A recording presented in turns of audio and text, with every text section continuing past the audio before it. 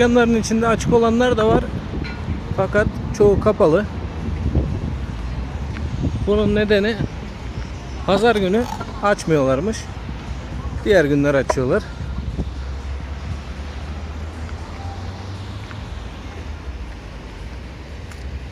İlk gün akşam buraya gelmiştim.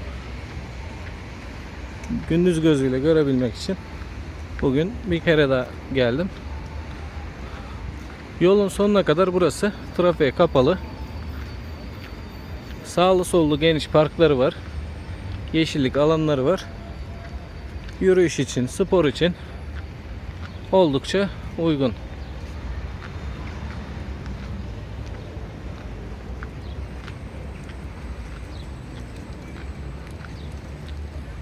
Şöyle bir heykel. Kırcaali Belediye binası bahçesinde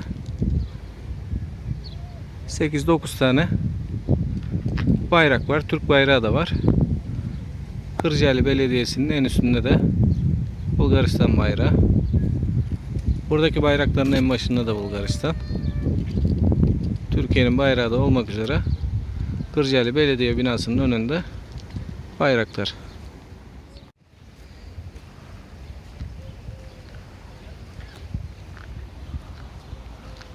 Şehrin ortasında belediye binasının karşısında devasal bir park var. Şurada yüzlerce kuş. Bizim şehirlerimizde pek alışkın olmadığımız bir şey. Şehrin tam ortasında oldukça büyük bir park olması.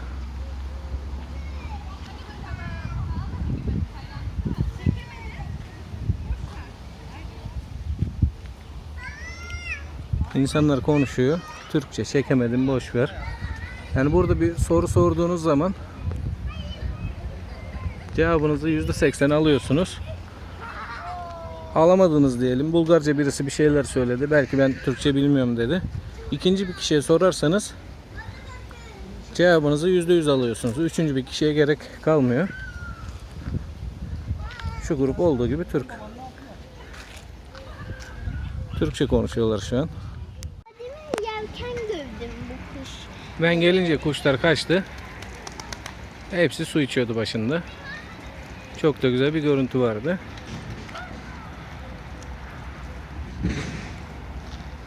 Şöyle bir merdiven yapmışlar.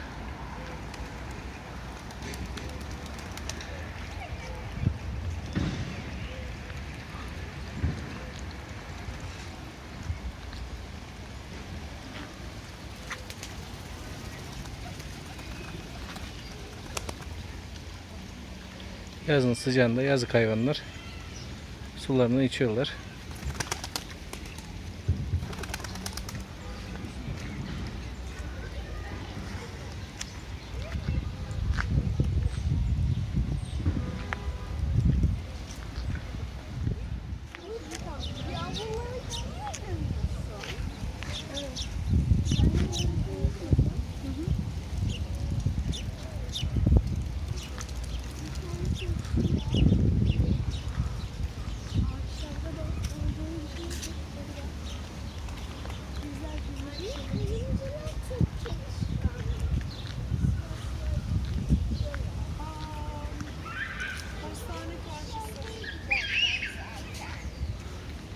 Şöyle bir binası var.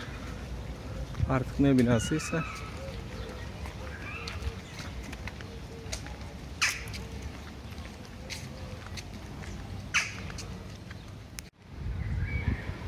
Şurada bir denizci abimiz 1930-1980 demiş. Burada deniz var mı diye soracak olursanız, Karadeniz'e kıyısı olan bir ülke Bulgaristan. Bu da büyük ihtimalle denizci bir abimiz.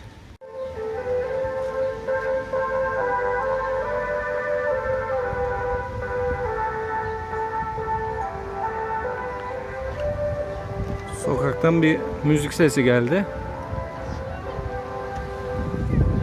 Posta yazıyor. Büyük ihtimalle postane.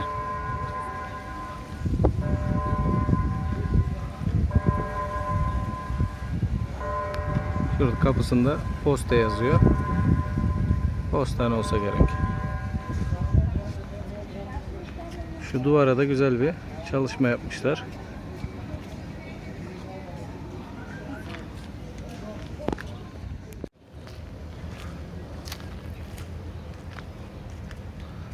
Parkın ortasında bir bölüm var sanki. Oraya doğru ilerleyelim.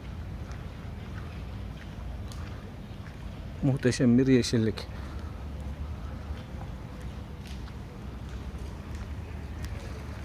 Şurada bir sanki daire içine alınmış bir şeyler. Evet. Birisinin elinde tüfek, diğerinin omuzunda kurşun. Şimdi güneşten tam açamadım. Oraya gelince daha net görünecek.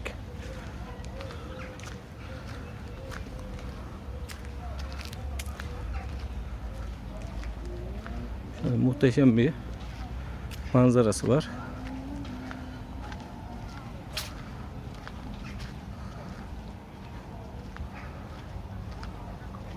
Ben parkın ortasına doğru gitmek için uğraşıyorum.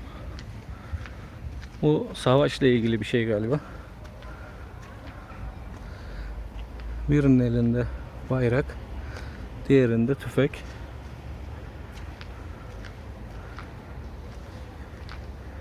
Kiril alfabesiyle birçok şey yazılmış ama 8-21 Oktober 1912 diyor. Yani 1. Dünya Savaşı. Bulgaristan 1. Dünya Savaşı'nda Osmanlı Devleti ile birlikte Almanlarla beraber savaşmışlardı ve kaybetmişlerdi. Kiril alfabesiyle yazılmış ama en altında Oktober 1912 diye okunabiliyor. Tam şehrin ortasında.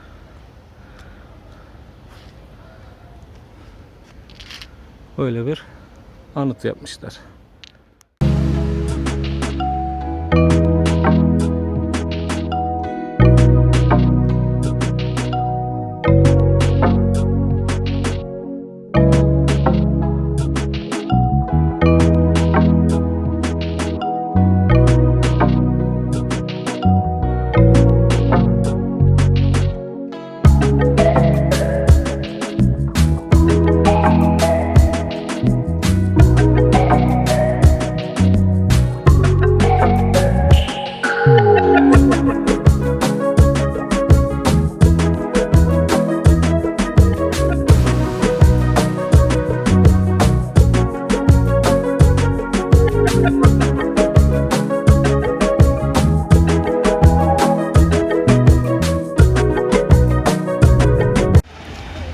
Burası çok işlek ana bir cadde. Ama caddenin sağı solu her yeri yemyeşil. Binalar boyu standart bu şekilde. Caddenin sağı solu boyunca.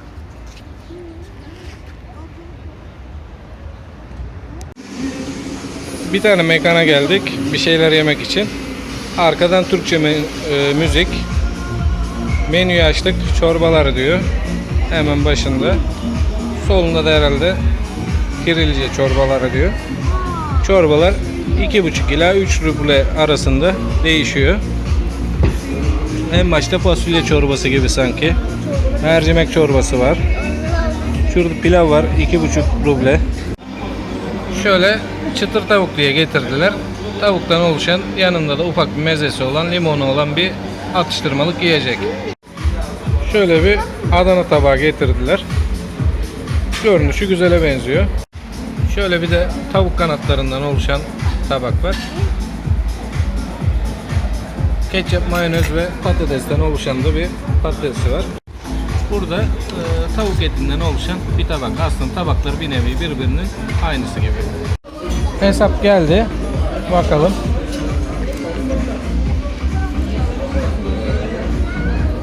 ...57-20. Bunu 5 ile çarpmak lazım. 60 desek 300 lira gibi bir hesap var. Kırcaali Merkez Camii. Bir tane de afiş asmışlar. Kur'an okuması öğretiliyor. Kırcaali'nin spor takımı Arda. Burası da Arena Arda. Yani stadyumu. Futbol takımının otobüsü de burada. Hafta içi bir önemli müsabaka yapıp kazanmışlardı. Futbolcularını taşıyan otobüsü. Şehirdeki devasal parklardan bir tanesindeyiz. Parkın ortasına bir jet uçağı koymuşlar. Bir açıklama var mı diye baktım. Göremedim. Şöyle bir uçak parkın tam ortasında.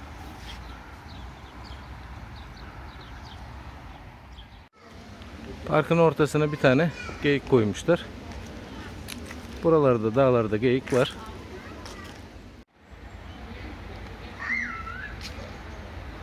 Bulgaristan'da şehirler sanki birer büyük park gibi. Ağaçların içine evler serpiştirilmiş gibi. Şu anda şehrin diğer bölümlerinde olduğu gibi büyük bir parkın içindeyiz. Tam güneşin önüne denk geldi açı olarak. Kırcaali'de Yorgi Kilisesi'ndeyiz.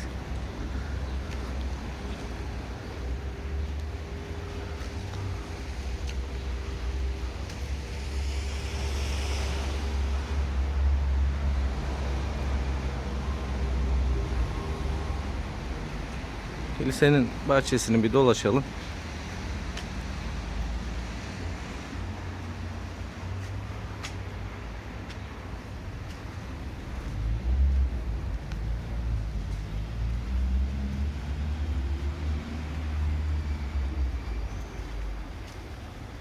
Kilisesinin bahçesinde bir tane de ev varmış.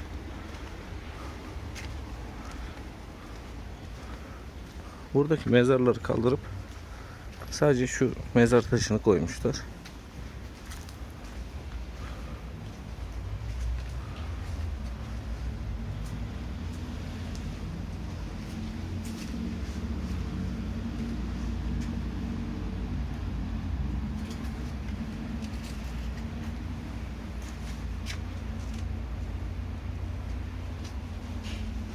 Buralarda açıklamaları var ama bizim tabi anlayabilmemiz pek mümkün değil.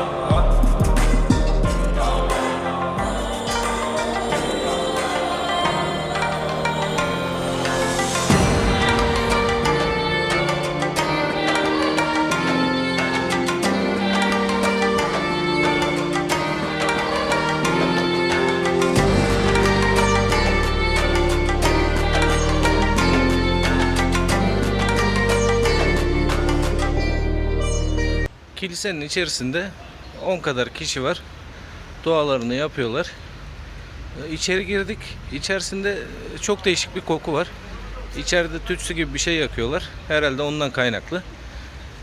Türkiye'de bir iki kiliseye gitmiştik ama kullanılmayan, eskiden kilise olarak kullanılmış yere ilk defa canlı kullanılan bir kiliseye girmiş oldum. Kırcaali'de kapalı bir pazar yeri. Meyveler, sebzeler burada satılıyor. Biraz önce dolaştım. Türkiye'dekinden çok farklı değil. Karpuz, kavun, biber, domates, lahana gibi. Örneğin şurada 0,50 leva karpuzun kilosu. 3,5 leva limon, 3,5 leva armut, 1,5 leva erik, 2 leva şeftali, 3 leva salatalık, 2,5 leva domates gibi. Şöyle baştan sona kapalı bir pazar yeri. Pazarın girişinde çok soğuk buz gibi içilebilir su. Biraz önce içtim ben, lezzeti de gayet güzel, buz gibi su. Kebapçı, 2 tane kebap, patates, bir de salatası. Burada da tavuk çorbası. İçinde şöyle makarna gibi, biraz da tavuk var. Görünüşleri gayet güzel. Çorbası çok lezizmiş. Bu ikisi buranın yerel yemeği desek olur. Çorbası mükemmel. Şurada da ev yapımı ketçap gibi. Salatası çok leziz. Gayet güzelmiş. Çorbası 2,10 levaymış. Kebapçesi 4 leva. 1,5 leva kola. Yani toplam 2 tane çorba, 3 tane kebapçı, 3 tane de kola, 22 lira. Yani 100 lira gibi, 110 lira gibi bir şey tuttu. Ama lezzeti gayet güzeldi, yerindeydi. Değer. Change. Parayı buradan çevirebiliyorsunuz. 1,940 euroymuş. Eğer siz euro verirseniz, almak isterseniz de 1,960. Dolar 1,63'müş. Türk lirası 0,19 diye devam ediyor. Şurada işte üstünde Kiril alfabesi, altında çorba, ızgara, börek yazıyor. Eğer Türkseniz bu Kırcaali'nde anlaşmamanız mümkün değil. Herkesle anlaşabiliyorsunuz. Şurada sabah börek için börekler, kahvaltı tarzı. Şurada yiyecek bir şeyler var. Şurası tam meydan. Şu an açı olarak biz yanında durduk da şöyle bir heykel gibi bir şey var. Burada binalar çok eski. Ve de ağaçlar binalar boyuyla beraber. Oldukça yeşillik bir ülke Bulgaristan, şimdiye kadarki gördüğümüz kadarıyla. Meydanı bu şekilde. Gitmek istediğinizde tabelaların altında hemen hemen hepsinde, köylerde dahil, ilçelerde dahil, illerde dahil, üstünde Kiril alfabesi, altında Latin alfabesi. Birazcık İngilizce biliyorsanız rahat bir şekilde halledersiniz. Hele Türkseniz hiçbir sıkıntı yok. Aracı şöyle yan koyduk. Biraz önce şöyle hafif çapraz diklemesine koymuştum. Şuradaki taksici abimiz geldi. Türkçe söyledi. Aracı dedi yan koy dedi. Trafik polisi görürse ceza yazar dedi. Dediğim gibi Türkseniz Kırcaali'nde rahatlıkla her işinizi görüyorsunuz. Hatta size herkes yardımcı oluyor. Burada araçlarla ilgili de Ford, Fiat, işte Tofaş, Renault, onlardan pek fazla yok. Daha çok BMW, Audi, Mercedes, Volkswagen, Alman arabaları daha yoğunlukta. Yani arabaların modelleri düşük olsa da, yüksek de olsa, düşük de olsa genelde hep Alman arabası. Mesela şuradan arka arkaya 2 tane araç geldi. Biri BMW, biri Mercedes gibi. Şurada oldukça büyük bir köprü var. Altından da nehir geçiyor. Şöyle bir nehre bakmaya gidelim. Çok güzel bir manzara olacağını düşünüyorum nehirde.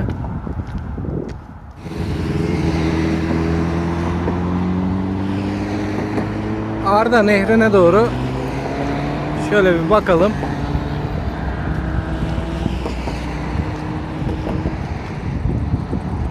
Oldukça güzel. Bu Rumeli Balkan türkülerinden Arda boyları var. Bu nehrin adı da Arda. Şehrin ortasında Arda Nehri.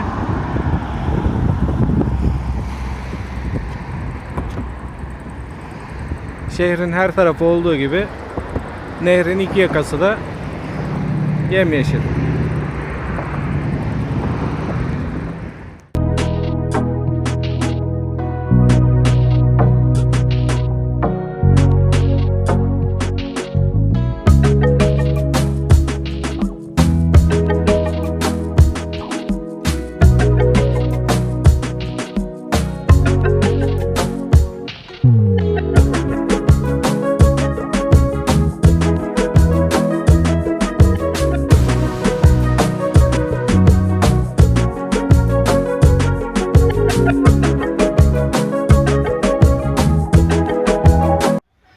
Videoyu izlemeye değer bulduğunuz için teşekkür ediyorum. Başka videolarda görüşmek dileğiyle. Sevgiyle kalın, saygıyla kalın. Hoşça kalın diyorum.